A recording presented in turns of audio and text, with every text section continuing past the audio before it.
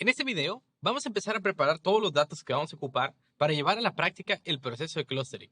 A lo largo de este video te voy recordando la importancia de por qué se debe preparar los datos correctamente y más adelante hablaremos de qué es clustering, de una estrategia de clustering que se llama K-means, pero toda esa información está en la misma libreta. En tu carpeta de cuadernos tienes una que se llama clustering y K-means. Vamos a abrirla. Nuestra libreta parte de una base de datos que se encuentra en el sitio Kaggle. No te preocupes, también está descargada en tu carpeta de data que está en la misma carpeta que tus libretas. Pero si quieres saber un poco más de este conjunto de datos, accede a la liga y ahí está la información. De todas formas, aquí hay una breve descripción de todas las columnas que componen este dataset. Pero bueno, vamos a empezar a reproducirlo. Lo primerito, igual que en las veces anteriores, vamos a importar pandas, vamos a importar NumPy, vamos a importar Matplotlib. Pandas para manejar nuestros archivos, Matplotlib para graficarlos. Con las mismas convenciones que lo hemos hecho en otros videos. PD para pandas, NP para NumPy y PLT para Matplotlib. Entonces, le decimos, nuestro data frame va a ser igual a PD de pandas, punto, lee el archivo CSV y aquí está la dirección del archivo. Vamos a darle ejecutar. Hasta aquí lo único que hemos hecho es cargar las tres paqueterías que vamos a ocupar. Le indicamos que vamos a graficar en esta libreta y leímos el archivo. Pero bueno, nuestro archivo tiene las siguientes columnas. Aquí hay 18 columnas diferentes que van desde la identificación del ID que identifica cada una de las tarjetas de crédito. Esa es una base de datos de información de tarjetas de crédito. El objetivo detrás de todo esto es ver a partir de las 17 restantes variables que están aquí, tratar de agrupar a los clientes dependiendo sus hábitos de uso de la tarjeta. Podemos leer cada uno de ellos. Por ejemplo, voy a leer un par. Balance, es decir, la cantidad de dinero que les queda en su cuenta después de hacer compras. Número de compras en una sola exhibición, si pagan por adelantado en algún servicio, entre otras. Pero bueno, vamos a empezar a preparar los datos. Para poder preparar los datos necesitamos observarlos primero para saber qué es lo que vamos a preparar. Acuérdense que la instrucción df.head nos va a dar los primeros 5 elementos de este data frame. Aquí tenemos 5 elementos, está el ID y está cada una de sus diferentes columnas que lo componen. Uno puede moverse hacia un lado o hacia el otro para ver las variables.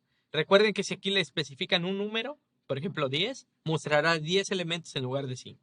Ahora sí, vamos a darle describe para tratar de encontrar un poquito más de información. Al darle describe, nos dice por aquí que tenemos 8.950 elementos en la columna de balance, 8.950 en la frecuencia de balance. Y si uno es observador y está recorriendo esto, llegan a datos como este. Nos dice que en el límite de crédito hay 8.949 elementos. Es contrastante contra los 8.950 elementos que tienen todas las demás columnas. Quizás esa columna esté incompleta, quizás falta un dato. Entonces nuestro primer objetivo va a ser identificar esos espacios en blanco. Pero también tenemos esta, que en el pago mínimo hay solo 8.637 registros, bastante menos que lo que nosotros queremos. Bueno, vamos a ver cómo se ven esos. Aquí vamos a contabilizar cuáles son los elementos que tienen vacíos y vamos a identificarlos del que más vacíos tenga al que menor vacíos tenga. Al menos los 3 primeros para ver. Aquí vemos que el que más vacíos tiene es la columna de pagos mínimos, que son 313. La columna de límite de crédito, que es un elemento vacío. Y esta columna que tiene 0 elementos. Bueno, Python lo que intentó decirnos es que en particular solo 2 elementos tiene faltantes. El tercer elemento simplemente nos mostró el último de la lista. Si le hubiéramos pedido, por ejemplo, 5, nos hubiera mostrado pagos mínimos, límite de crédito, tenor, y nos hubiera mostrado esta columna y esta columna, las últimas 2 en sucesión. Pero bueno, vamos a preguntarle ahora de qué tipo son cada uno de los valores que están aquí. Entonces, tenemos por aquí el tipo de cada una de las columnas. Nuestro custom ID es un objeto que está asociado a la cadena de caracteres que definen la identificación de esa tarjeta. Todas estas son variables que son flotantes. Si no recuerdan que es una variable flotante o si no lo conocen, son variables que tienen punto decimal. En particular, estas dos variables son enteras, es decir, un número sin parte decimal. De la misma forma, estas son flotantes y estas últimas son enteras. Bueno, vamos a tratar de, ahorita en nuestro proceso de limpieza, homologar que todo nuestro data frame sea del mismo tipo. Para eso tenemos múltiples opciones. La primera y más importante, nuestro ID a la hora de estar trabajando y tratar de que la información sea lo más privado posible, vamos a tirarla de nuestro data frame, de tal manera que todas las decisiones que hagamos sean sin saber sobre qué clientes estamos afectando. Entonces la instrucción drop lo que hace es de nuestro data frame, remueve la columna con este encabezado. Entonces vamos a remover la columna de Customer ID de tal forma que todos nuestros datos ahora sí sean solamente datos y no sea información que pueda ser relacionada a una persona, sino a sus hábitos simplemente. Y esa instrucción de aquí nos dice, todo lo que está en tu data frame, cámbialo al tipo flotante, de tal manera que todos, aunque sean enteros, va a rellenar con una parte decimal. Por ejemplo, si tienes el número 5 entero, lo va a cambiar a 5.0. Ustedes podrán pensar, bueno, ¿para qué me sirve el punto cero? Simplemente va a ser para facilitar al algoritmo que trabaje siempre con el mismo tipo de valores. Todos flotantes para hacerlo más sencillo. Y esa última instrucción dice rellenar los NA. Hay múltiples métodos para rellenar los NA. Se les puede dar un valor arbitrario, se les puede dar el valor mínimo encontrado en la tabla, el valor máximo, un valor promediado de varios. Esta decisión solamente queda en las manos del investigador de datos. Nosotros para este video hemos decidido utilizar este método. ffill. ffill lo que hace es, si tienes un valor previo que sí exista, lo copia en la columna y rellena el vacío con el valor de la de encima, simplemente para facilitar los cálculos. Entonces, el método de decisión, están invitados ustedes a probar distintos, en la documentación hay más, pero ahorita vamos a trabajar con este. Le damos a ejecutar y ahora vamos a mostrar el tipo. El tipo de cada una de las columnas, todos son flotantes, están homologados. Ahora vamos, a diferencia de como estaban antes, que eran unos enteros, unos flotantes, ahora todos son flotantes. Vamos a contabilizar los que sean vacíos. Gracias a la instrucción fillNA ya no existe ningún vacío, ninguna columna tiene más de 0 vacíos. Y eso se debe a que acuérdense que lo rellenamos con el dato que estaba en el registro del campo anterior. Y ahora vamos a graficarlo en una gráfica de caja. ¿Para qué? Para poder darnos una idea de cómo están nuestros datos. Si nosotros graficamos, nos queda esta imagen. Y esta imagen se ve poco representativa.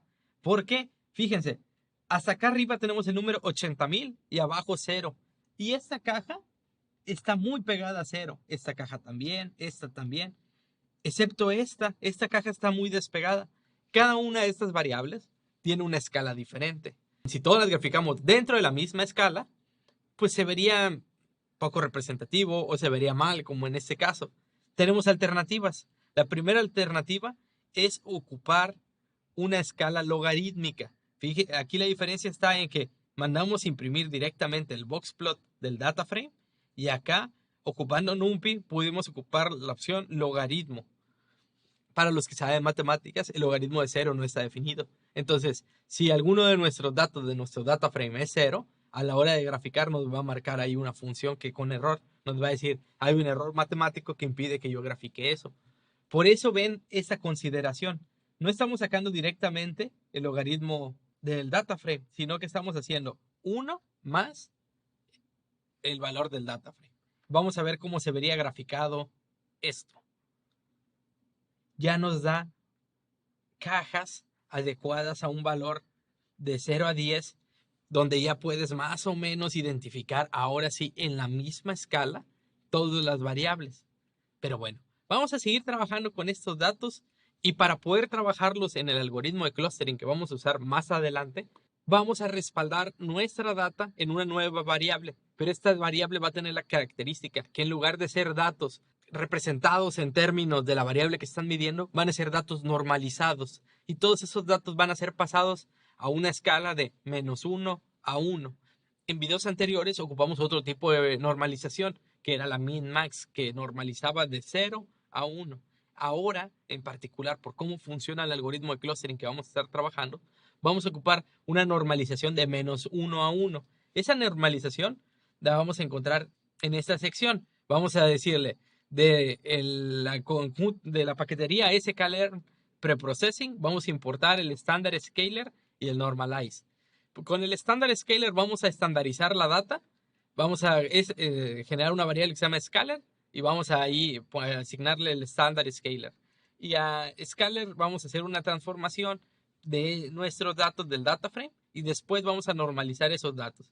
Vamos a reproducirlo y ahora vamos a ver cómo se ve ese nuevo data frame. Entonces nuestro data frame, que ahora tiene valores entre -1 y 1, representan los mismos datos que teníamos acá arriba. Estos de aquí, pero ahora de una forma normalizada.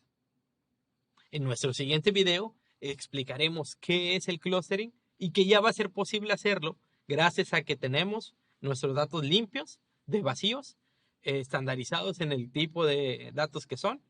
Hemos estandarizado los datos y los hemos normalizado utilizando estas instrucciones que tenemos aquí. Bueno, en el siguiente video continuaremos utilizando la misma libreta y veremos lo que es clustering.